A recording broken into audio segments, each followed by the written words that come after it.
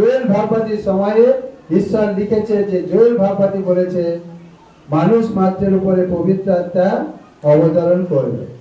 যদি আমরা নতুন নিয়মে দেখি, প্রেরিত পৌল যখন রোমে গেছে আর তাদেরকে বলছে, আচ্ছা তোমরা কি পবিত্র আত্মা পেয়েছো? তোমরা বাপ্তিস্মা নিয়ে তোমরা কি পবিত্র আত্মা পেয়েছো?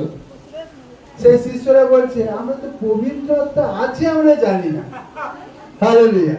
তারা যোহানের বাপ্তিস্মা নিয়েছে, বলছে পবিত্র আত্মা যে আছে তা আমরা জানি না। তখন প্রেরিত পৌল তাদের মাথায় হাত দিয়ে প্রার্থনা করলো, আর সেখানে লেখা আছে তারা পবিত্র আত্মা লাভ করলেন।